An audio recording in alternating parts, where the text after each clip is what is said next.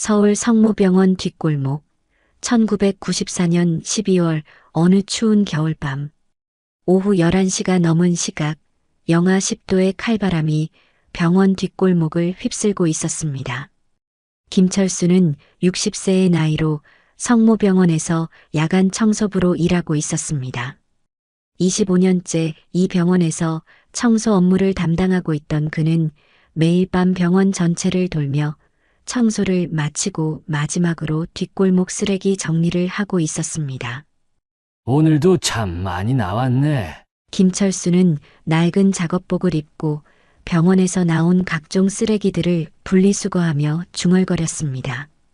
병원 뒷문에서 흘러나오는 희미한 불빛만이 어둠을 밝히고 있었고 의료 폐기물과 일반 쓰레기가 섞인 검은 비닐봉지들이 바람에 나부끼고 있었습니다. 아, 진짜 춥네. 김철수는 입김을 훅 불어가며 얼어붙은 손가락을 녹였습니다. 25년간 이 일을 해왔지만 겨울밤 청소 업무는 여전히 힘들었습니다. 그는 묵묵히 자신의 일을 해나갔습니다. 비록 남들이 기피하는 일이었지만 그에게는 소중한 생계수단이었습니다. 쓰레기들을 정리하던 중 바람소리에 섞여 들리는 희미한 소리가 있었습니다. 너무 작고 미약해서 바람소리와 구별하기 어려웠지만 분명히 아기의 울음소리였습니다. 저게 뭐지? 김철수는 귀를 기울였습니다. 소리는 대형 철문 옆에서 들리고 있었습니다.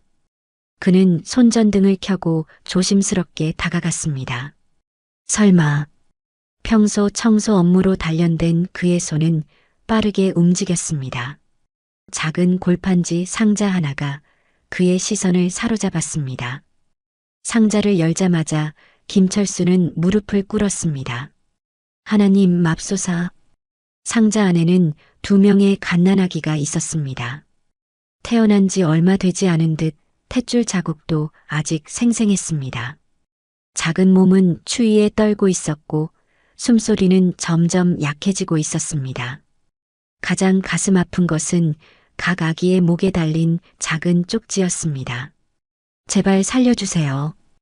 우리가 태어난 건 우리 잘못이 아니에요. 김철수의 눈에서 뜨거운 눈물이 흘러내렸습니다. 추운 겨울밤 문 앞에 버려진 2 생명. 세상 어떤 이유가 이런 잔혹함을 정당화할 수 있을까요? 어떻게 이런 일이? 김철수는 25년간 병원에서 일하면서 수많은 생명의 탄생과 죽음을 지켜봐 왔습니다. 하지만 이렇게 버려진 아기들을 본 것은 처음이었습니다. 그의 가슴에는 분노와 슬픔이 교차했습니다. 이 비극적인 발견이 있기 9개월 전 강남 정씨 가문이 호화로운 저택에서는 또 다른 비극이 시작되고 있었습니다. 3층짜리 대리석 건물은 밤에도 화려한 조명으로 빛나고 있었지만 그 화려함 뒤에는 어둠이 숨어 있었습니다. 최순희는 25살의 나이로 8년간 이 집에서 가정부로 일해왔습니다. 성실하고 조용한 성격의 그녀는 주인 가족들로부터 신뢰를 받고 있었습니다. 하지만 그날 밤 그녀의 평온한 일상은 산산조각이 났습니다. 정태민의 방을 청소하고 있을 때였습니다. 정씨 가문의 막내 아들인 정태민은 술에 취한 채 방으로 들어왔습니다. 그의 눈빛에는 위험한 기색이 흘렀습니다. 순이야, 너 참 예쁘게 생겼구나. 순이는 본능적으로 위험을 감지했습니다. 그녀는 급히 청소도구를 정리하며 방을 나가려 했습니다. 죄송합니다. 청소가 다 끝났으니 이만. 하지만 정태민은 그녀의 팔을 붙잡았습니다. 그날 밤 순이의 인생은 완전히 바뀌었습니다. 그날 밤 이후 순이의 삶은 지옥이 되었습니다. 정태민은 그녀를 계속 괴롭혔고 임신 사실을 알게 된 후에는 더욱 노골적으로 협박했습니다. 그 애를 없애든지 아니면 너도 없어져라. 우리 가문에 먹칠할 생각은 하지 마. 정태민의 위협은 날이 갈수록 심해졌습니다. 아버지는 날 죽일 거고 내 정치 인생은 끝이야. 너 때문에 내 인생이 망가질 순 없어. 순이는 누구에게도 도움을 청할 수 없었습니다. 그녀는 이 집에서 일하는 가정부였고 정씨 가문이 권력 앞에서는 무력한 존재였습니다. 임신 5개월째 되던 어느 날 정 회장이 순이를 불렀습니다. 짐 싸서 나가. 정태민의 아버지 정 회장이 순이에게 소리쳤습니다. 그의 눈에는 분노와 경멸이 가득했습니다. 애는 어떻게 할 생각이지? 순이는 대답하지 않았습니다. 그녀는 이미 모든 것을 잃었습니다. 조용히 사라져라. 시골에서 올라온 고아 따위가 우리를 상대할 수 있다고 생각하지 마라. 정 회장의 말에는 살기가 느껴졌습니다. 그는 경비원들에게 신호를 보냈고 순이는 거칠게 밖으로 끌려나갔습니다. 그녀의 손에는 작은 가방 하나뿐이었습니다. 쫓겨난 후 순이는 서울 외곽의 허름한 여인숙에서 지냈습니다. 임신 7개월이 넘은 상태에서 일자리를 구하기는 어려웠고 가진 돈도 얼마 없었습니다. 그녀는 매일 밤 뱃속의 아이들을 생각하며 절망했습니다. 1994년 12월 출산 징후가 시작되었습니다. 순이는 근처의 작은 개인 병원을 찾았습니다. 늦은 밤이었고 당직 간호사만 있는 상황이었습니다. 의사 선생님은 응급수술 중이신데 잠시만 기다리세요. 하지만 아기들은 기다려주지 않았습니다. 진통이 심해지자 순이는 간호사의 도움으로 급하게 출산을 시작했습니다. 힘내세요. 거의 다 왔어요. 간호사의 격려 속에서 첫 번째 아기가 태어났습니다. 아들이에요. 건강한 아들. 하지만 기쁨도 잠시, 곧 두 번째 아기가 나올 준비를 하고 있었습니다. 어머, 쌍둥이네요. 간호사는 당황했지만 침착하게 두 번째 출산을 도왔습니다. 둘째도 아들이에요. 쌍둥이 아들을 낳으셨어요. 순이는 두 아기를 번갈아 바라보았습니다. 작고 연약한 두 생명. 그녀가 이 세상에 데려왔지만 곧 영원히 헤어져야 할 그녀의 피와 살이었습니다. 순이는 아기들을 자세히 살펴보았습니다. 두 아이 모두 건강해 보였고 특히 각자의 발목에 작은 점이 있는 것을 발견했습니다. 한 아이는 오른쪽 발목에, 다른 아이는 왼쪽 발목에 동전 크기만 한 갈색 점이 있었습니다. 마치 운명이 그들을 구별할 수 있도록 남겨둔 표시 같았습니다. 환자분, 입원 수속을 해야 하는데 간호사가 말했지만 순이는 고개를 저었습니다. 아니에요. 저는 집에서 쉴게요. 하지만 산후조리를. 괜찮아요. 순이는 간호사가 잠시 자리를 비운 사이 조용히 병원을 빠져나왔습니다. 두 아기를 안고 여인숙으로 돌아온 그녀는 마지막 결정을 내려야 했습니다. 여인숙 방에서 순이는 마지막 힘을 짜내어 두 아기를 작은 상자에 담았습니다. 그녀의 손은 떨리고 눈물은 멈추지 않았습니다. 미안해. 엄마가 너무 미안해. 그녀는 각 아기의 목에 쪽지를 달았습니다. 그것은 그녀가 할 수 있는 마지막 모성의 표현이었습니다. 언젠가는 다시 만날 수 있기를. 상자를 들고 그녀는 몸을 일으켰습니다. 출산 후 약해진 몸이었지만 그녀에겐 시간이 없었습니다. 새벽이 되기 전에 이 일을 마쳐야 했습니다. 순이는 성모병원 근처로 향했습니다. 그곳이 아기들이 발견될 가능성이 가장 높은 곳이라고 생각했습니다. 병원 뒷골목에 상자를 조심스럽게 놓은 후 순이는 마지막으로 아기들을 바라보았습니다. 제발 누군가 좋은 사람이 찾아주세요. 그녀의 기도가 끝나자마자 그녀는 그곳을 떠났습니다. 순이는 뒤를 돌아보지 않았습니다. 돌아본다면 아기들을 다시 안고 도망칠 것 같았기 때문입니다. 아기들을 발견한 김철수 할아버지는 빠르게 결정을 내렸습니다. 병원에 데려가면 경찰이 올 것이고 이 아이들의 미래는 더욱 불확실해질 것입니다. 그는 방향을 바꿔 사랑의 보육원을 향했습니다. 30년간 서울에 버려진 아이들을 돌봐온 작은 고아원이었습니다. 추운 겨울밤 김철수는 두 아기를 품에 안고 눈길을 걸었습니다. 아기들의 체온이 점점 떨어지는 것을 느끼며 그는 더욱 서둘렀습니다. 조금만 더 버텨라. 곧 따뜻한 곳에 도착할 거야. 마침내 사랑의 보육원에 도착했습니다. 문을 두드리자 박소피아 원장이 나왔습니다. 60대의 원장은 김철수의 손에 든 상자를 보자마자 상황을 직감했습니다. 들어오세요, 빨리. 소피아 원장은 질문 없이 아기들을 받아들였습니다. 그녀는 오랜 세월 동안 너무 많은 버려진 아이들을 보아왔습니다. 하지만 이렇게 쌍둥이가 함께 버려진 경우는 처음이었습니다. 이 아이들, 목에 쪽지도 달려 있어요. 누군가 정말 절망적이었겠어요. 소피아 원장은 아기들을 살피며 깊은 한숨을 내쉬었습니다. 그녀는 각 아기의 발목에 있는 점을 발견했습니다. 신기하네요. 한 아이는 오른쪽 발목에, 다른 아이는 왼쪽 발목에 점이 있어요. 마치 서로를 구별할 수 있도록 하늘이 표시를 해준 것 같아요.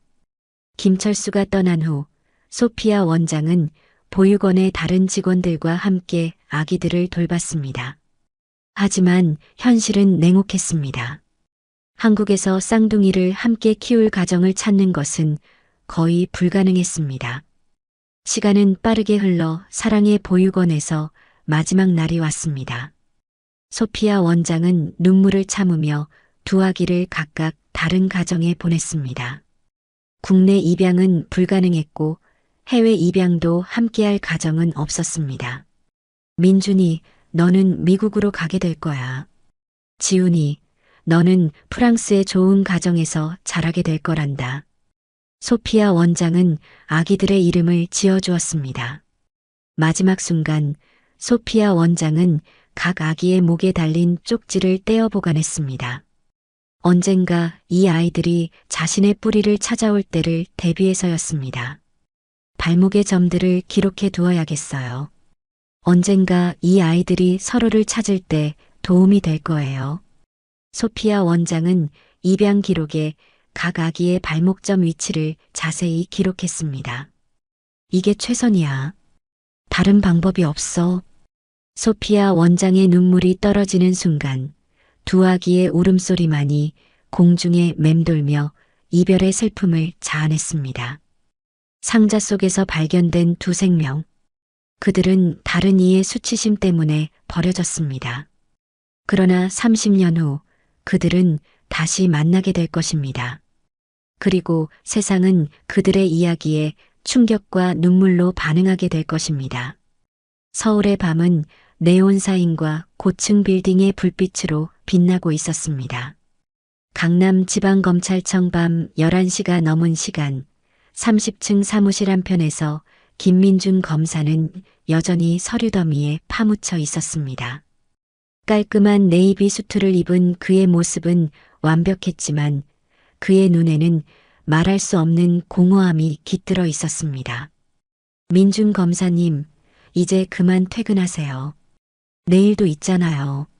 조수가 문을 두드리며 말했습니다. 조금만 더. 정태민 의원 사건은 완벽해야 해. 저놈들은 항상 빠져나갈 구멍을 찾으니까. 민준은 중얼거렸습니다. 그의 손에는 정씨 그룹의 탈세 혐의 관련 서류가 들려 있었습니다. 이 사건은 그의 경력을 좌우할 만큼 중요했습니다. 한국에서 가장 강력한 재벌 가문 중 하나를 상대로 한 싸움이었습니다. 높은 곳에서 내려다본 서울은 반짝이는 별처럼 아름다웠습니다. 하지만 민준에게 그 어떤 아름다움도 마음 깊은 곳의 공허함을 채울 수 없었습니다. 또 그 꿈이야. 민준은 중얼거렸습니다. 지난밤에도 그는 똑같은 악몽에 시달렸습니다. 어둠 속에서 누군가가 그를 상자에 가두는 꿈, 그리고 주변에서 들려오는 아기들의 울음소리. 그는 정신과 의사에게도 가봤지만 아무도 이 반복되는 악몽의 원인을 찾지 못했습니다. 입양됐다는 것 말고는 내 과거에 특별한 트라우마가 있을 리 없는데. 민주는 미국 미네소타에서 자랐습니다. 교수 부모님 밑에서 최고의 교육을 받고 하버드 법대를 졸업한 후 한국으로 돌아왔습니다. 그는 모든 것을 가진 성공한 남자였습니다. 그러나 밤이 되면 그 성공의 껍질 아래에서 설명할 수 없는 불안감이 그를 덮쳤습니다. 문득 민주는 자신의 오른쪽 발목을 내려다보았습니다.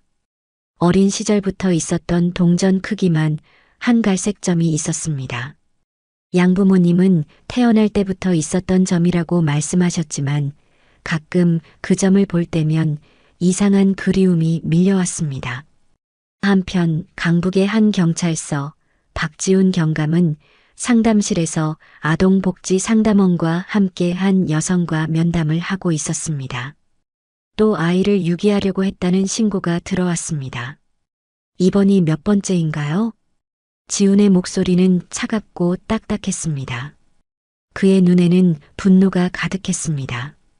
제발 이해해 주세요. 남편은 도박 중독이고 저는 일자리를 잃었어요. 아이를 키울 수가 없었어요. 여성은 눈물을 흘리며 말했습니다. 이해? 내가 왜 당신을 이해해야 하지? 아이를 낳았으면 책임을 져야지. 아니면 처음부터 낳지 말았어야지. 지훈의 말은 날카로웠습니다. 옆에 있던 상담원도 그의 과한 반응에 놀랐습니다. 경감님, 일단 진정하시고. 동료가 조심스럽게 말했습니다. 내가 버려진 아이의 마음을 알아? 지훈은 대답도 없이 자리를 떠났습니다. 그의 책상 위에는 미해결 사건 파일이 수북이 쌓여 있었습니다. 모두 아동 관련 사건들이었습니다. 마치 그 속에서 자신의 과거를 찾으려는 듯 했습니다. 지훈은 프랑스 파리에서 입양되어 자랐습니다. 프랑스 경찰이었던 양부모 밑에서 엄격하게 자란 그는 한국계 입양아의 정체성 혼란을 겪었습니다. 그는 25살에 자신의 뿌리를 찾기 위해 한국을 방문했고 10년간 한국어를 익히고 한국 문화를 배운 후 35살에 완전히 한국으로 이주하여 경찰이 되었습니다. 하지만 그의 마음속에는 항상 이해할 수 없는 분노가 자리 잡고 있었습니다. 특히 아이를 버리는 부모들에 대한 분노는 그를 흔들어 놓았습니다. 지훈은 한숨을 쉬며 상담실을 나왔습니다. 화장실에서 손을 씻다가 무의식 중에 자신의 왼쪽 발목을 바라보았습니다. 어린 시절부터 있었던 갈색 점이 그곳에 있었습니다. 프랑스 양부모님은 그것을 사랑의 표시라고 부르셨지만 지훈에게는 항상 수수께끼 같은 존재였습니다. 밤이 되면 지훈도 이상한 꿈에 시달렸습니다. 어둠 속에서 들려오는 아기들의 울음소리, 그리고 누군가의 따뜻한 목소리. 미안해. 엄마가 너무 미안해. 하지만 그 목소리의 주인은 항상 흐릿했습니다. 또 그 꿈이군. 지훈은 중얼거렸습니다. 의사들은 그것을 스트레스로 인한 환상이라고 진단했지만 그는 그 소리가 너무 생생하다고 느꼈습니다. 한편 민주는 정태민 의원 사건을 수사하다가 이상한 점을 발견했습니다. 30년 전 그의 집에서 일하던 가정부가 갑자기 사라졌다는 기록이었습니다. 그녀의 이름은 최순이었습니다. 뭔가 이상해. 민주는 그 기록을 보며 직감적으로 느꼈습니다. 오랜 검사 경력에서 체득한 직감이었습니다. 하지만 공식 수사선상에는 없는 일이라 개인적으로 조사해 보기로 했습니다. 민주는 정씨 가문의 오래된 집사를 만나 이야기를 들어보았습니다. 아, 순희 씨요? 참 착한 아가씨였는데 어느 날 갑자기 사라졌어요. 그때가 언제더라? 아, 맞다. 1994년 겨울이었어요. 집사의 말에 민준의 심장이 빠르게 뛰었습니다. 1994년 겨울. 그것은 자신이 태어난 시기와 정확히 일치했습니다. 혹시 그분이 어떻게 사라졌는지 아세요? 자세한 건 모르겠지만 집안에 좋지 않은 일이 있었던 것 같아요. 그 후로 가족들이 그 이야기를 꺼내는 걸 금기시했거든요. 어느 날 민주는 동료의 추천으로 시민 봉사활동에 참여했습니다. 노숙자들을 돕는 봉사활동이었습니다. 그곳에서 그는 지훈을 만났습니다. 처음 보는 사람이었지만 묘하게 친숙한 느낌이 들었습니다. 안녕하세요. 김민준입니다. 검사입니다. 박지훈입니다. 경찰이에요. 두 사람은 자연스럽게 대화를 나누었습니다. 이상하게도 서로에게 편안함을 느꼈습니다. 민준이 조심스럽게 자신의 이야기를 먼저 했습니다. 저는 입양되어 프랑스에서 자랐어요. 검사님은요? 저도 미국에서 자랐습니다. 언제 한국에 오셨어요? 10년 전에 완전히 정착했어요. 그전에도 몇 번 왔다 갔다 했고요. 두 사람은 서로의 공통점에 놀라면서도 묘한 동질감을 느꼈습니다. 같은 입양아라는 공통점 때문일까요? 아니면 다른 이유가 있는 걸까요? 봉사활동을 마치고 돌아가는 길에 지우는 민준의 바지가 살짝 올라간 것을 보았습니다. 그의 시선이 민준의 오른쪽 발목에 고정되었습니다. 그곳에는 동전 크기만 한 갈색 점이 있었습니다. 지우는 멈칫했습니다. 자신도 비슷한 위치에 똑같은 점이 있었기 때문입니다. 다만 자신의 것은 왼쪽 발목에 있었지만요. 실례지만 그 점은 어떻게 생긴 건가요? 지훈이 조심스럽게 물었습니다. 아, 이거요? 태어날 때부터 있었다고 들었어요. 왜 그러세요? 민준의 대답에 지훈은 더욱 놀랐습니다.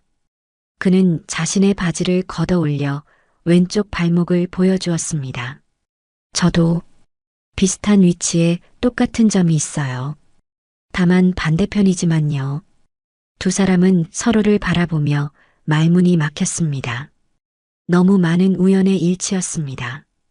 입양 시기, 발목의 점, 그리고 설명할 수 없는 친근감. 혹시 태어난 날짜가 언제인지 알고 계세요? 민준이 떨리는 목소리로 물었습니다. 1994년 12월 15일이라고 들었어요. 정확한 날짜는 모르겠지만요. 저도 똑같습니다. 그 순간 두 사람 사이에 전기 같은 긴장감이 흘렀습니다.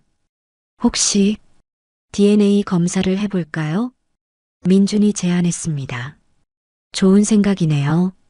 며칠 후 DNA 검사 결과가 나왔습니다. 정확히는 일란성 쌍둥이입니다. 의사의 말에 두 사람은 충격에 빠졌습니다. 쌍둥이라니. 민준과 지우는 서로를 바라보았습니다. 30년간 각자 다른 대륙에서 자라왔지만 그들은 한 어머니의 뱃속에서 나온 형제였습니다. 그럼 우리가 왜 떨어져서 자라게 된 건가요? 지훈이 물었습니다. 그걸 알아내야 할 것 같아요. 우리 어머니를 찾아야 해요. 민준의 눈에는 결의가 가득했습니다. 그는 검사로서의 수사 경험을 활용해 자신들의 과거를 파헤치기로 결심했습니다.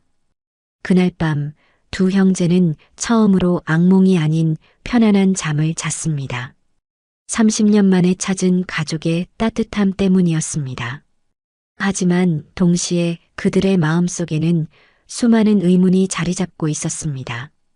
왜 그들은 떨어져서 자라야 했을까? 그들의 어머니는 누구일까? 그리고 30년 전에 도대체 무슨 일이 있었던 걸까? 한편 최순이는 경기도 외곽의 작은 마을에서 조용히 살아가고 있었습니다. 매일 밤 그녀는 자신이 버린 아이들을 생각하며 눈물을 흘렸습니다. 그들이 어디서 무엇을 하며 살고 있는지, 건강한지, 행복한지 알 수 없었기에 그녀의 고통은 더욱 깊어갔습니다. 내 아이들, 어디서 무엇을 하고 있을까? 순이는 매일 밤 같은 기도를 올렸습니다. 언젠가 다시 만날 수 있기를, 그들이 건강하게 자라고 있기를 간절히 바라며 정태민과 정 회장은 그 사건을 완전히 묻어버리고 각자의 삶을 이어갔습니다. 정태민은 정치인으로 성장했고 정 회장은 기업 제국을 더욱 확장해 나갔습니다.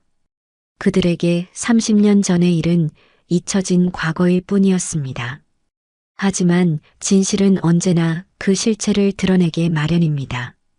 30년이라는 긴 시간이 흘렀지만 그날 밤의 비극은 여전히 살아있었고 언젠가는 세상에 알려질 운명이었습니다. 그리고 그 운명의 순간이 바로 지금 두 형제의 재회와 함께 시작되고 있었습니다. DNA 검사 결과를 받아든 그날 이후 김민중과 박지우는 서로에 대해 더 많은 것을 알고 싶어 했습니다. 두 형제는 정기적으로 만나 각자의 삶에 대해 이야기를 나누었습니다. 형, 미국에서는 어떻게 자랐어요? 지훈이 물었습니다. 형제라는 사실을 알게 된 후 그들은 자연스럽게 나이 순서를 정했습니다. 민준이 몇 시간 먼저 태어났다는 입양 기록에 따라서였습니다. 양부모님이 정말 좋으셨어요. 대학 교수님들이셨는데 제가 공부를 잘할 수 있도록 많이 도와주셨죠. 하지만 민주는 잠시 말을 멈췄습니다. 하지만 뭔가 항상 빈 구멍이 있는 것 같았어요. 설명할 수 없는 외로움이랄까요? 지훈도 고개를 끄덕였습니다. 저도 마찬가지였어요. 프랑스 부모님도 저를 정말 사랑해 주셨지만 뭔가 부족한 느낌이 항상 있었어요. 그래서 한국에 오게 된 거죠. 두 형제는 서로의 경험이 놀라울 정도로 비슷하다는 것을 발견했습니다. 악몽의 내용도 느끼는 공허함도 심지어 좋아하는 음식까지도 비슷했습니다. 민주는 자신이 수사하고 있는 정태민 사건에 대해 지훈에게 이야기했습니다. 혹시 정씨 가문에 대해 아는 게 있나요? 정태민 의원 말씀이세요?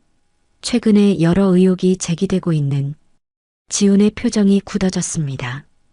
그런데 왜 그 사건을 물어보시는 거예요? 민주는 망설이다가 자신이 발견한 단서에 대해 이야기했습니다. 1994년에 그 집에서 일하던 가정부가 갑자기 사라졌어요. 이름이 최순이라는 분인데 시기적으로 우리가 태어난 때와 정확히 일치해요. 지훈의 눈이 번뜩였습니다. 설마 그분이 우리 어머니라는 건가요? 가능성이 있어요. 하지만 확실하지는 않죠. 두 형제는 이 실마리를 바탕으로 과거를 추적해 보기로 했습니다. 민주는 검사로서의 권한을, 지훈은 경찰로서의 네트워크를 활용하기로 했습니다. 며칠 후 민주는 정씨 가문의 또 다른 직원을 만났습니다. 30년 전부터 그 집에서 일해온 정원사였습니다. 순희 씨요? 아, 그 불쌍한 아가씨. 정말 착했는데 말이죠. 정원사의 눈에 슬픔이 스쳤습니다. 어떤 일이 있었던 건가요? 자세한 건 몰라도 막내 도련님이 그 아가씨를 괴롭혔다는 소문이 있었어요. 그리고 어느 날 갑자기 사라졌죠. 그 후로 그 이야기는 금기가 되었어요. 민준의 심장이 빠르게 뛰었습니다. 점점 진실에 가까워지고 있다는 느낌이 들었습니다. 한편 지훈은 1994년 겨울의 아동 관련 기록을 찾아보고 있었습니다. 30년 전 자료를 뒤지는 것은 쉽지 않았지만 그는 포기하지 않았습니다. 있다. 지훈은 마침내 중요한 기록을 발견했습니다. 1994년 12월 15일 성모병원 근처에서 쌍둥이가 발견되어 사랑의 보육원으로 이송되었다는 기록이었습니다. 지훈은 즉시 민준에게 연락했습니다. 형, 중요한 걸 찾았어요. 사랑의 보육원이라는 곳이에요. 두 형제는 서둘러 사랑의 보육원을 찾아갔습니다. 하지만 30년이라는 세월이 많은 것을 바꿔놓았습니다. 보육원은 이미 문을 닫았고 건물도 허물어진 상태였습니다. 늦었나? 민준이 실망스럽게 중얼거렸을 때 지나가던 동네 할머니가 그들에게 말을 걸었습니다. 혹시 옛날 보육원 찾으시는 거예요? 네, 그런데 이미. 박소피아 원장님 말씀이시죠? 그분은 아직 살아계세요. 지금은 요양원에 계시는데. 할머니의 말에 두 형제의 얼굴이 밝아졌습니다. 다음 날 그들은 소피아 원장이 있는 요양원을 찾아갔습니다. 이제 90세가 넘은 소피아 원장은 휠체어에 앉아 있었지만 그녀의 눈빛은 여전히 맑고 지혜로웠습니다. 안녕하세요, 원장님. 저희는 민준이 말을 시작하려던 순간 소피아 원장의 눈이 커졌습니다. 하나님, 이럴 수가. 그녀의 손이 떨리기 시작했습니다. 저희를 기억하세요? 지훈이 조심스럽게 물었습니다. 어떻게 잊을 수 있겠니? 내 삶에서 가장 가슴 아픈 날 중 하나였어. 소피아 원장의 눈에서 눈물이 흘러내렸습니다. 한겨울밤 김철수 아저씨가 너희들을 데려왔지. 쓰레기 더미에서 발견됐다고 했어. 2명의 아기가 함께 버려져 있었다고. 두 형제는 충격에 빠졌습니다. 그들이 쓰레기 더미에서 발견됐다는 사실은 상상조차 하지 못했던 일이었습니다. 목에는 쪽지가 달려 있었어. 제발 살려주세요. 우리가 태어난 건 우리 잘못이 아니에요라고 적혀 있었지. 소피아 원장은 계속해서 이야기했습니다. 두 아기를 함께 입양할 가정을 찾는 것이 불가능했기에 각자 다른 나라로 보낼 수밖에 없었다는 것, 그리고 언젠가 서로를 찾을 수 있도록 발목의 점을 기록해 두었다는 사실까지. 그런데 왜 발목의 점들을 기록하셨나요? 민준이 물었습니다. 너희가 언젠가 서로를 찾을 수 있도록 하기 위해서였어. 한 아이는 오른쪽 발목에, 다른 아이는 왼쪽 발목에 점이 있었거든. 두 형제는 서로를 바라보았습니다. 그 점들이 단순한 우연이 아니라 그들을 연결하는 운명의 표시였다는 것을 깨달았습니다. 혹시 어머니에 대해 아시는 것이 있나요? 지훈이 간절한 목소리로 물었습니다. 소피아 원장은 고개를 저었습니다. 김철수 아저씨도 그 사람에 대해서는 아무것도 모른다고 했어.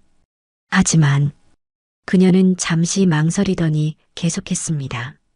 그 아저씨가 아직 살아계실 거야. 가끔 이 요양원에 봉사 오시거든. 다음 날 두 형제는 김철수를 만났습니다. 이제 90세가 넘은 그는 여전히 정정했고 30년 전 그날 밤의 기억을 생생하게 간직하고 있었습니다. 그래, 그날 밤을 어떻게 잊을 수 있겠나? 내 평생 가장 충격적인 일이었어. 김철수는 그날 밤의 상황을 자세히 설명했습니다.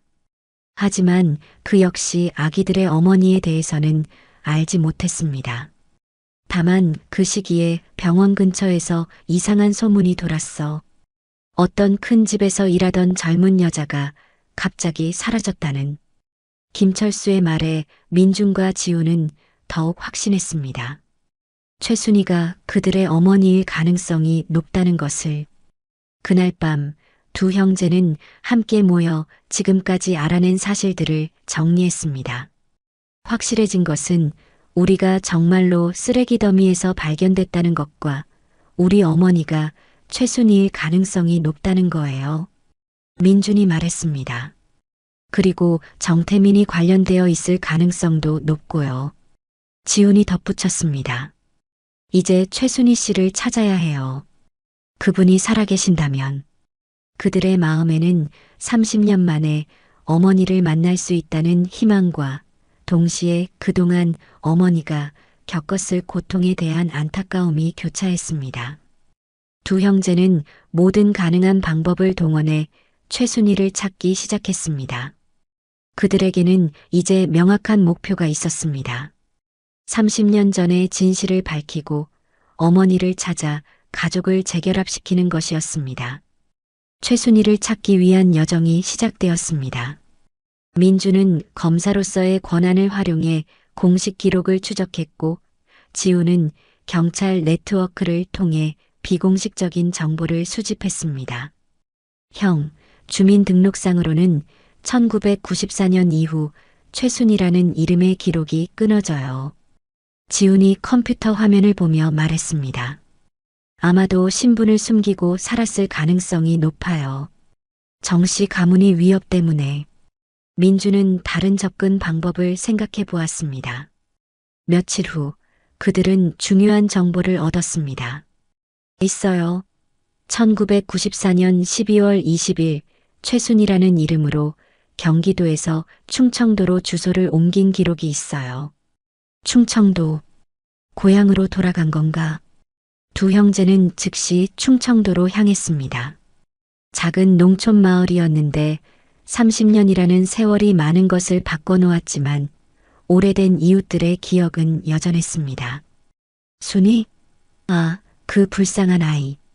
서울에서 무슨 일을 당했는지 완전히 다른 사람이 되어서 돌아왔어. 마을 이장이 한숨을 쉬며 말했습니다. 그 후로 어떻게 지내셨나요? 민준이 물었습니다. 몇 년 있다가 다시 어디론가 떠났어. 아마 10년 전쯤이었나. 혼자서는 살기 힘들다며 도시로 간다고 했는데 실마리가 다시 끊어지는 듯 했습니다. 하지만 포기할 수 없었습니다. 혹시 어디로 갔는지 아시는 분이 있을까요? 당시 순이를 많이 도와줬던 김 선생이라는 분이 있어. 은퇴한 교사인데 혹시 뭔가 알고 있을지도. 김 선생은 70대의 은퇴 교사로 최순이가 마을에 있을 때 많은 도움을 준 분이었습니다. 순이 씨, 참 안타까운 사연이 있는 분이죠.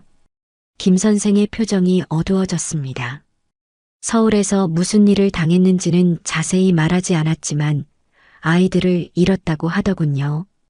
매일 밤 우시면서. 아이들을요? 지훈이 놀라며 물었습니다. 네, 쌍둥이였다고 했어요. 태어나자마자 떠나보냈다고. 그 일로 마음의 병을 앓고 계셨죠.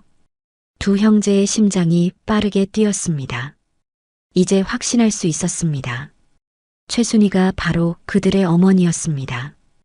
혹시 어디로 가셨는지 아세요? 마지막에 경기도 어느 작은 마을로 간다고 했어요. 거기서 외국인 노동자들을 돕는 일을 하겠다고. 아, 맞다.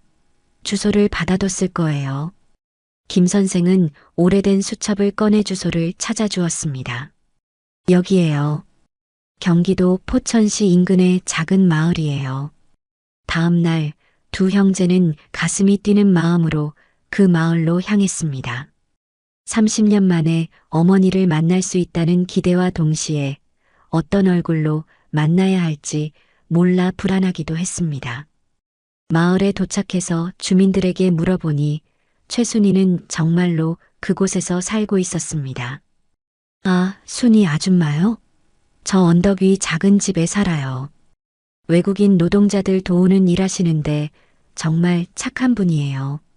두 형제는 언덕을 올라갔습니다. 작은 단층 집이 보였고 마당에서는 한 여성이 빨래를 널고 있었습니다.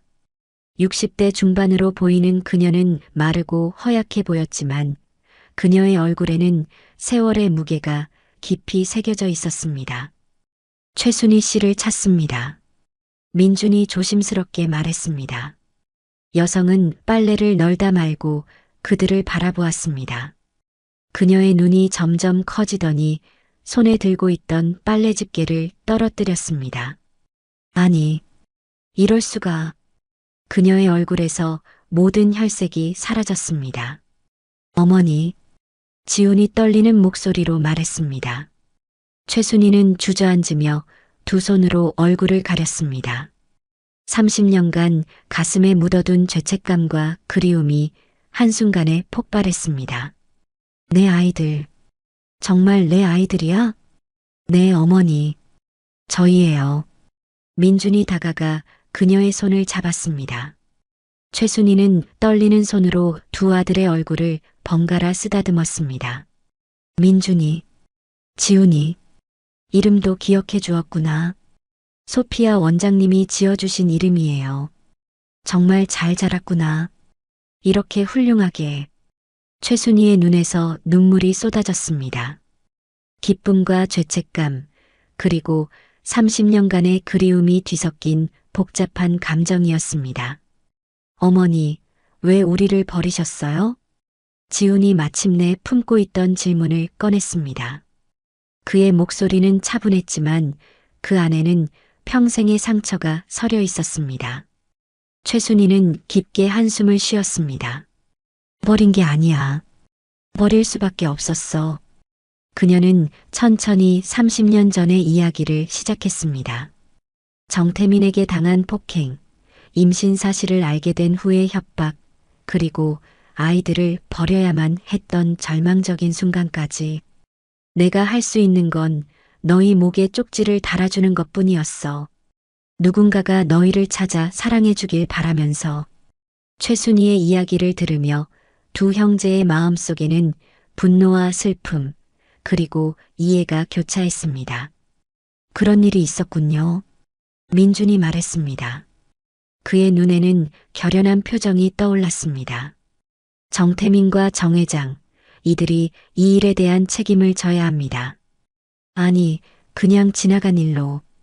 최순희가 말하려 했지만 지훈이 그녀의 말을 잘랐습니다. 어머니, 이건 단순한 개인적인 상처의 문제가 아닙니다. 이것은 범죄입니다. 그들은 법의 심판을 받아야 합니다. 민준도 동의했습니다. 어머니가 당하신 일, 그리고 우리가 겪어야 했던 30년간의 고통, 이 모든 것에 대해 정의가 실현되어야 해요. 최순희는 걱정스러운 표정이었지만 아들들의 결연한 의지 앞에서 더 이상 반대하지 않았습니다. 하지만 증거가 있을까? 30년이나 지났는데. 어머니의 증언이 가장 중요한 증거입니다. 그리고 우리가 있잖아요. 우리 자체가 그들의 범죄를 증명하는 산 증거예요. 민준의 말에 최순희는 천천히 고개를 끄덕였습니다. 그날 밤 세 가족은 30년 만에 함께 시간을 보냈습니다. 최순희는 두 아들에게 어린 시절 이야기를 들려달라고 했고 아들들은 각자의 성장 과정과 지금까지의 여정에 대해 이야기했습니다. 웃음과 눈물이 교차하는 시간이었습니다. 최순희는 두 아들이 훌륭하게 자란 모습을 보며 안도했고 두 형제는 어머니의 깊은 사랑을 확인할 수 있었습니다. 밤이 깊어갈수록 세 사람의 마음속에는 한 가지 결심이 자리 잡았습니다. 정씨 가문의 범죄를 세상에 알리고 어머니가 당한 불의에 대한 정의를 실현하는 것, 그리고 무엇보다 잃어버린 30년의 시간을 만회하고 진정한 가족으로 함께하는 것이었습니다. 어머니와의 재회 후 며칠간 세 가족은 잃어버린 30년의 시간을 메우기 위해 노력했습니다.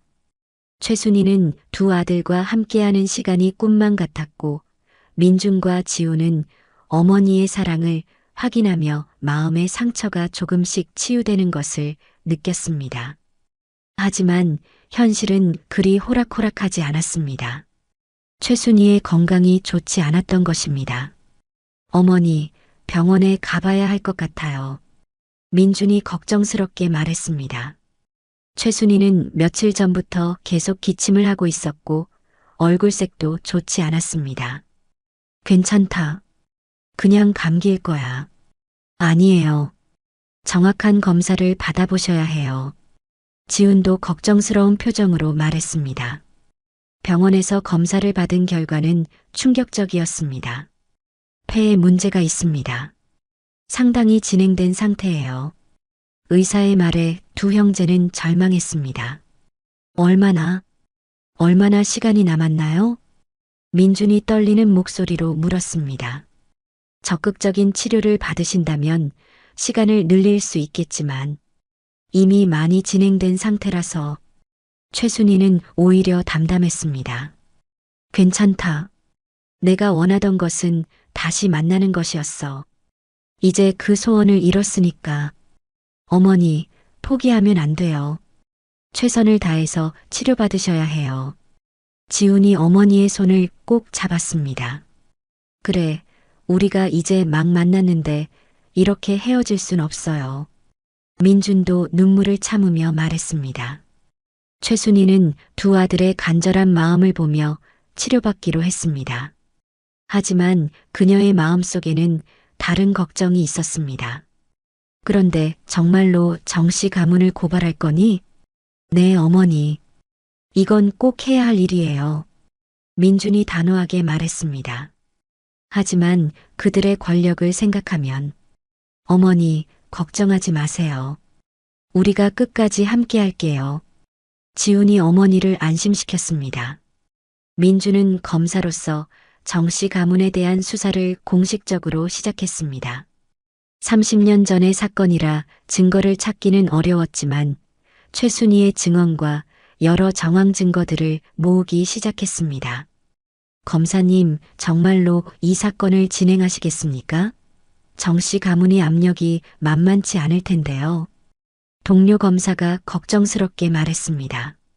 그래서 더욱 해야 합니다. 권력 때문에 정의가 묻혀서는 안 되죠. 한편 지훈은 경찰 차원에서 수사에 협력했습니다. 30년 전의 기록들을 찾아보고 당시 상황을 증언할 수 있는 사람들을 찾는 일이었습니다. 형, 김철수 할아버지와 소피아 원장님의 증언을 정리했어요. 좋아. 그리고 정씨 가문의 옛 직원들도 몇 명 더 찾았어. 두 형제는 서로 협력하며 사건을 진행했습니다.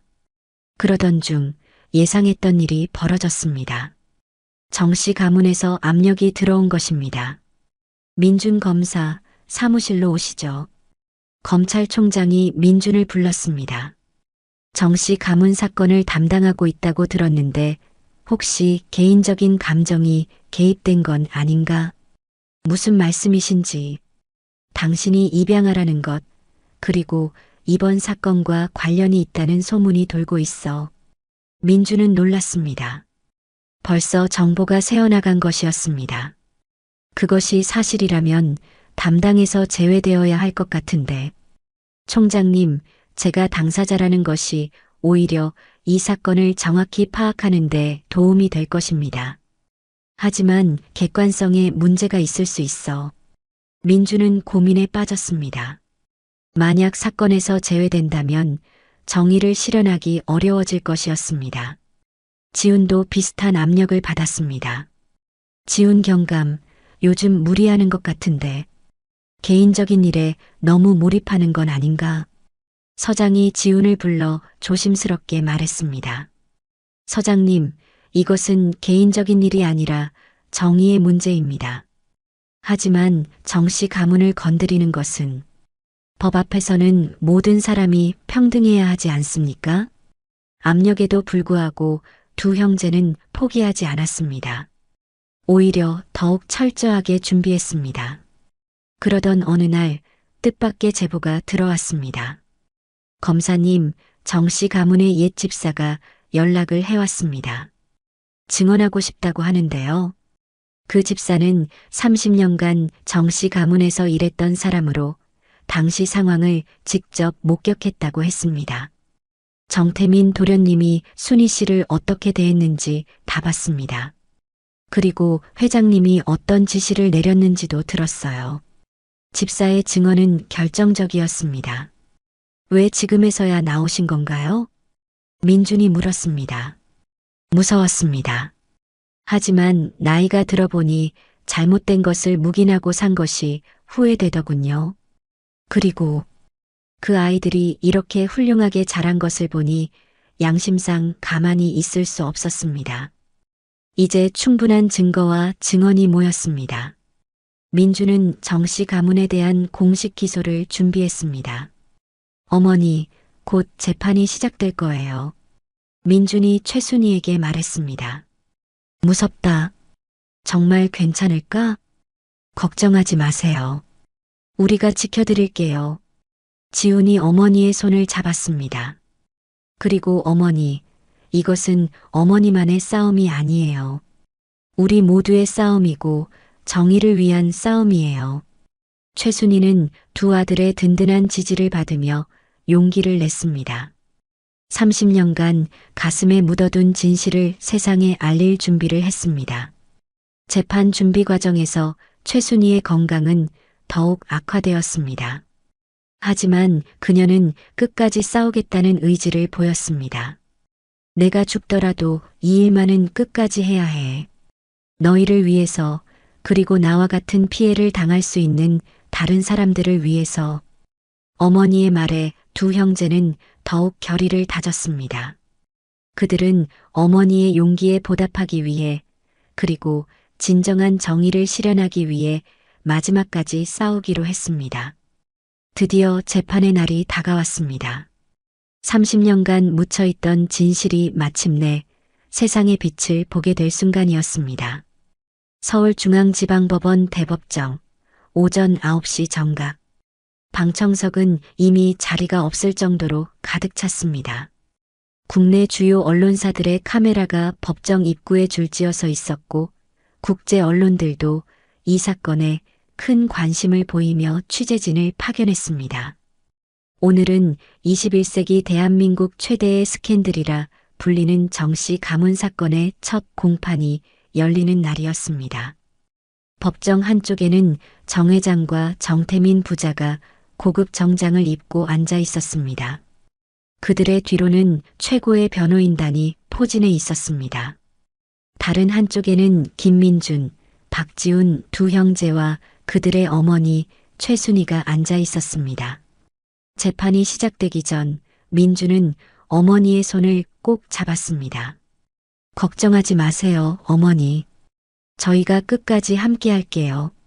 최순희는 떨리는 미소를 지었습니다. 지난 몇 주간 그녀의 인생은 완전히 뒤바뀌었습니다. 30년간 그녀를 괴롭혀온 비밀이 세상에 드러났고 잃어버렸던 아들들과 재회했습니다. 그러나 지금 그녀는 또 다른 시련 앞에 서 있었습니다. 자신을 파괴한 남자와 그의 가족을 상대로 법정에서 진실을 말해야 하는 순간이었습니다. 재판부 입정합니다. 서기의 안내와 함께 판사가 입장했고 긴장감 속에서 재판이 시작되었습니다. 검찰 측 증인으로 먼저 최순희가 호명되었습니다. 그녀는 천천히 증인석으로 걸어갔습니다.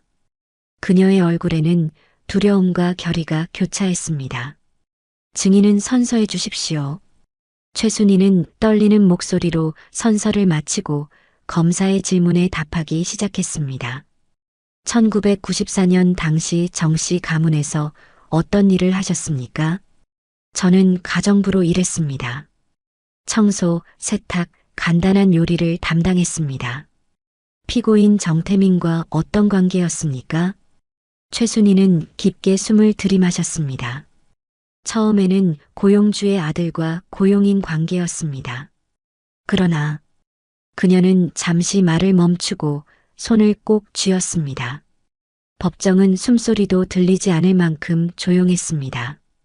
1994년 3월 한밤중에 정태민 씨가 술에 취해 제 방에 찾아왔습니다. 그리고 저를. 최순희의 목소리가 흔들렸습니다. 방청석에서는 탄식이 새어나왔습니다. 그 사건 이후 임신 사실을 알게 되셨나요? 네, 2달 후에 알게 되었습니다. 임신 사실을 알리자 정태민 씨는 아이를 없애라고 했습니다. 제가 거부하자 그와 그의 아버지 정 회장이 저를 위협했습니다. 어떤 위협이었습니까?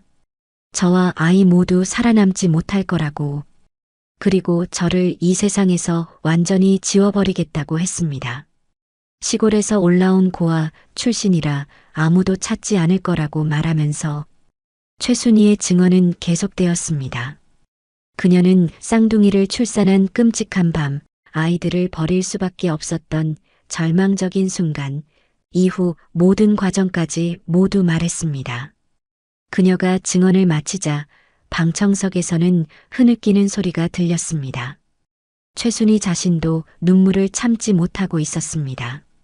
이제 정씨 가문 측 변호인의 반대 신문이 시작되었습니다. 최고의 변호사들은 최순희의 증언을 무너뜨리기 위해 모든 수단을 동원했습니다. 최순희 씨, 당신은 30년 전 일을 정확히 기억한다고 확신합니까? 네, 제 인생에서 가장 끔찍한 순간이었으니까요.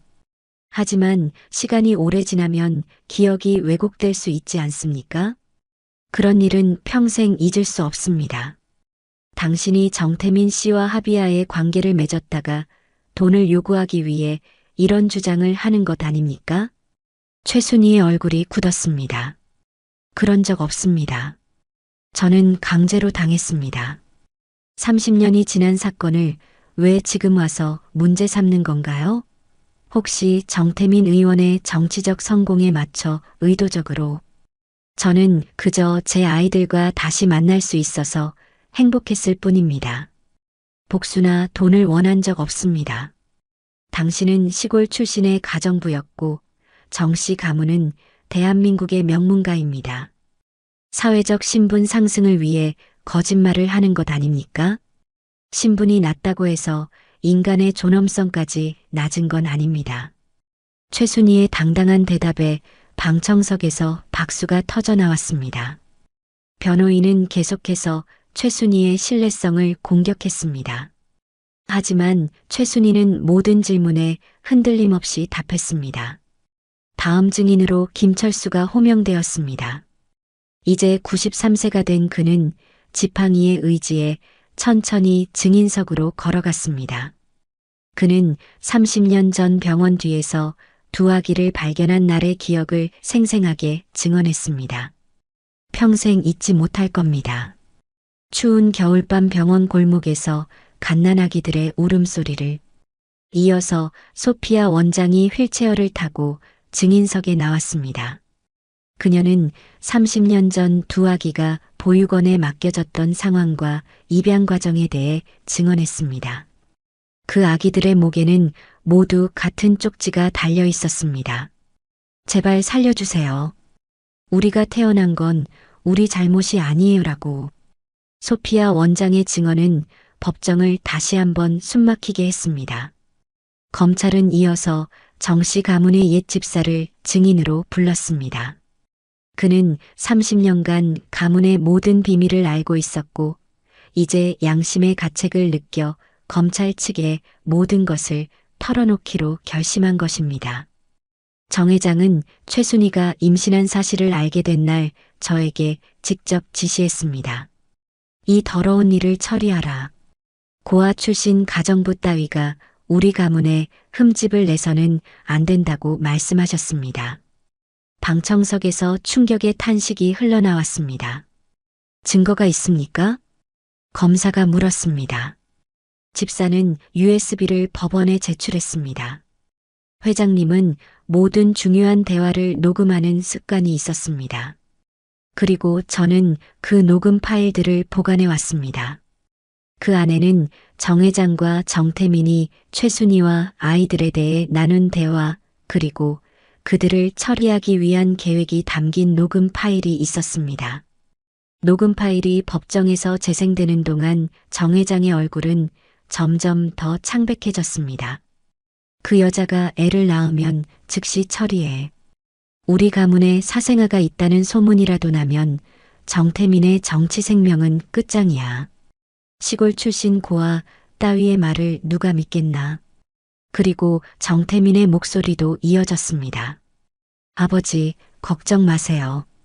그 여자는 말 한마디 못할 겁니다. 제가 확실히 겁을 줬으니까요. 아이는 알아서 처리하겠습니다. 결정적 증거가 제시되자 법정은 일시정적에 빠졌습니다.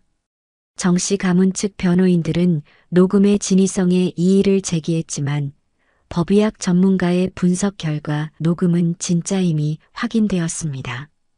오후가 되자 두 형제가 차례로 증인석에 섰습니다. 먼저 민준이 자신의 삶과 정 씨 가문에 대한 수사 과정에서 어머니의 존재를 알게 된 경위를 설명했습니다. 이어서 지우는 경찰로서 수많은 아동유기 사건을 다루며 느꼈던 개인적인 트라우마에 대해 증언했습니다. 저는 평생 길거리에서 버려진 아이들을 보며 살았습니다. 하지만 오늘 이 법정에서 저는 더 이상 버려진 아이가 아니라는 것을 깨달았습니다. 버려진 아이들도 일어나 정의를 요구할 수 있습니다. 마지막 증언자로 정태민이 호명되었습니다. 그는 자신의 혐의를 전면 부인했습니다. 저는 최순희와 하비아의 관계를 가졌을 뿐 강제로 한 적은 없습니다. 그리고 아이들에 대해서는 아무것도 몰랐습니다. 하지만 검찰은 결정적인 증거를 제시했습니다. 두 형제와 정태민의 DNA 검사 결과였습니다. 과학적 분석 결과 정태민이 두 형제의 생물학적 아버지임이 99.99% 확인됩니다. 증거가 공개되자 법정은 다시 한번 소란스러워졌습니다. 정태민은 창백한 얼굴로 자리에 주저앉았고 정 회장은 분노로 떨고 있었습니다. 최종 변론에서 정씨 가문 측 변호인은 마지막 시도를 했습니다. 존경하는 재판장님, 이 사건은 30년 전에 일어난 일로 증거의 대부분은 증언에 의존하고 있습니다. 증인들의 기억은 시간이 지남에 따라 왜곡될 수 있습니다. 그러나 검찰 측의 최종 변론은 더욱 강력했습니다.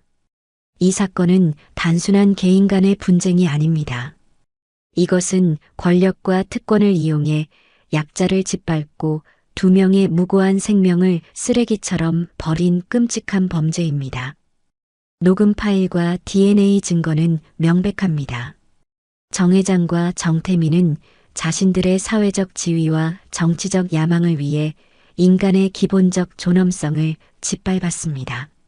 최종 변론이 끝나고 재판장은 일주일 후 판결을 내리겠다고 선언했습니다. 판결의 날이 왔습니다.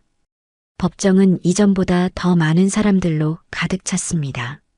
전국의 시선이 이 법정에 집중되어 있었습니다.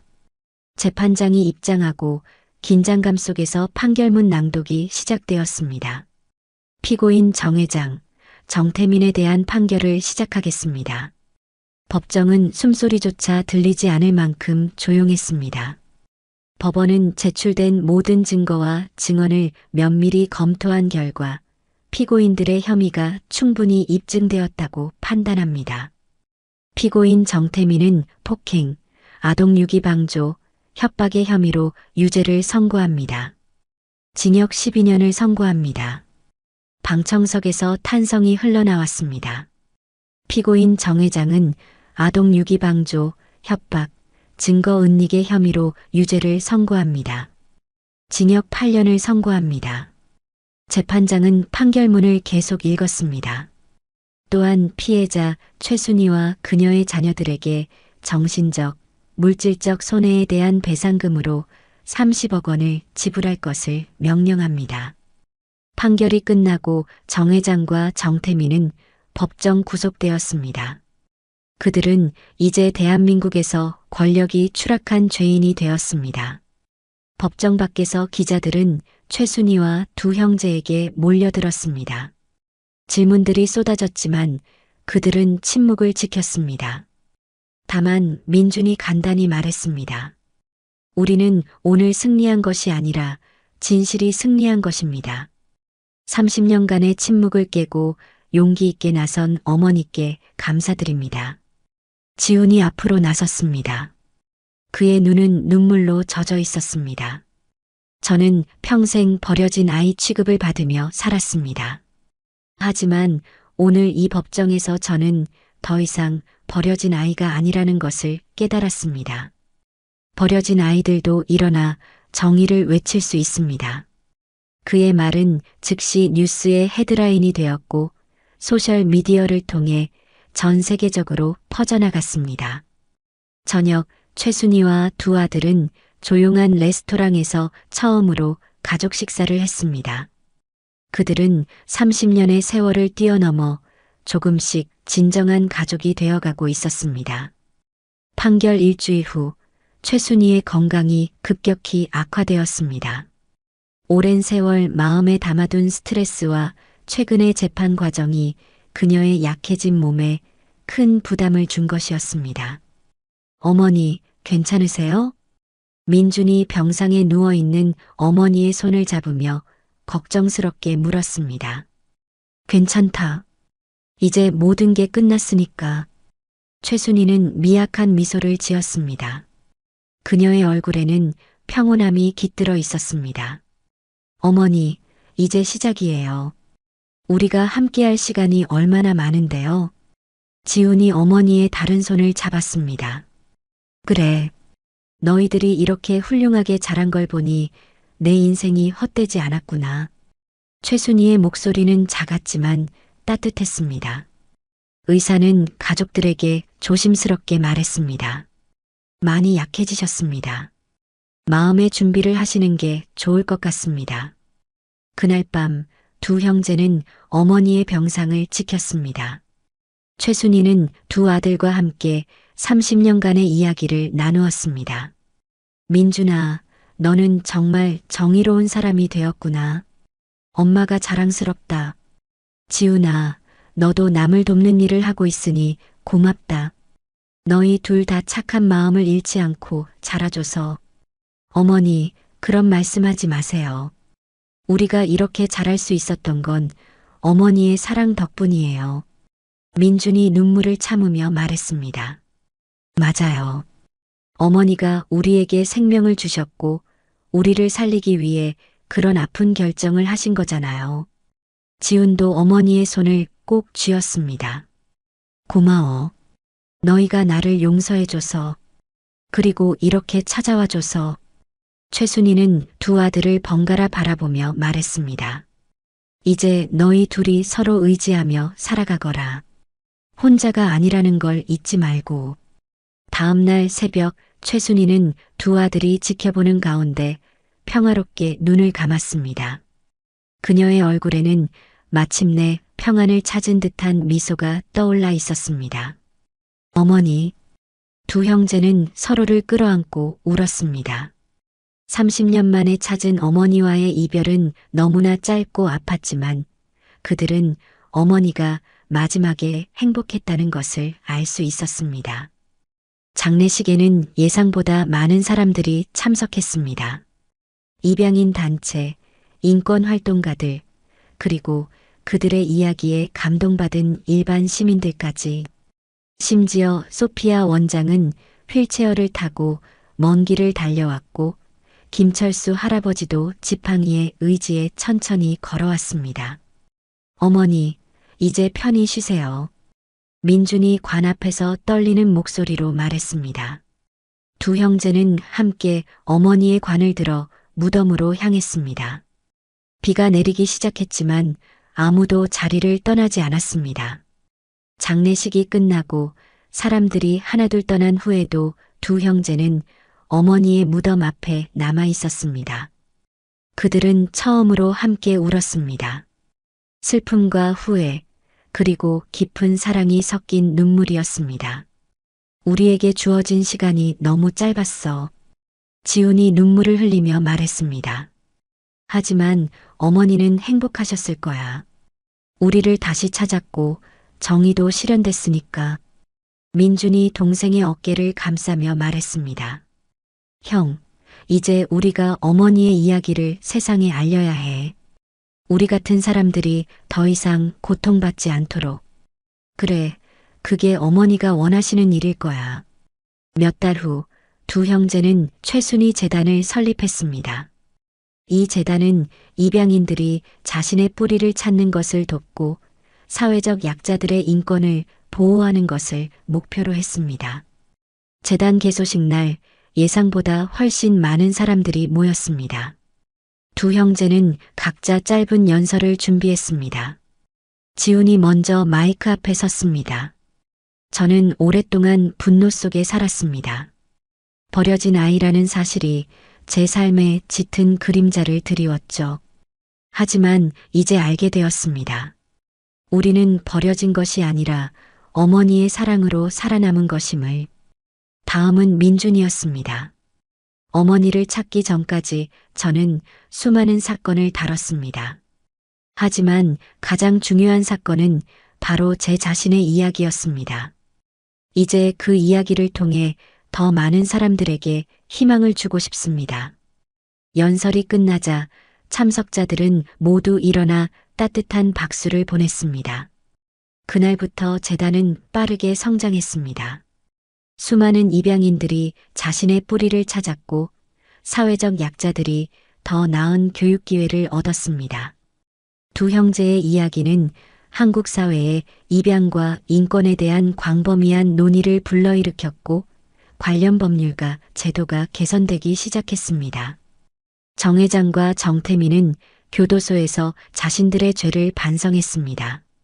특히 정태민은 최순희 재단의 익명으로 거액을 기부했다는 소문이 돌았습니다. 그가 진정으로 변했는지 아니면 단지 자신의 죄책감을 달래기 위한 것인지는 알 수 없었지만 그 돈은 많은 아이들을 도왔습니다. 시간이 흘러 두 형제는 각자의 삶에서 큰 변화를 겪었습니다. 민주는 인권 변호사로서 국제적인 명성을 얻었고 지우는 경찰청에서 아동보호 정책을 담당하는 중요한 역할을 맡게 되었습니다. 그들은 서로 다른 길을 걸었지만 매주 일요일에는 어머니의 묘지를 함께 찾았습니다. 이제 그들의 이야기는 끝났지만 동시에 새로운 시작이기도 했습니다. 더 많은 사람들이 자신의 뿌리를 찾고 더 많은 가족이 재회하고 더 많은 정의가 실현되는 새로운 시작이었습니다. 여러분, 오늘 이야기 어떠셨나요? 버려진다는 것은 마음에서 밀려난다는 것을 의미합니다. 하지만 이 이야기가 보여주듯 진정한 사랑은 결코 사라지지 않습니다. 30년이라는 긴 시간을 뛰어넘어 최순희의 사랑은 마침내 두 아들에게 닿았고 그들을 통해 세상에 더 큰 사랑을 전하게 되었습니다. 이 이야기가 마음에 닿았다면 구독과 좋아요 부탁드릴게요. 여러분의 따뜻한 댓글 하나가 모두에게 큰 힘이 됩니다. 감사합니다.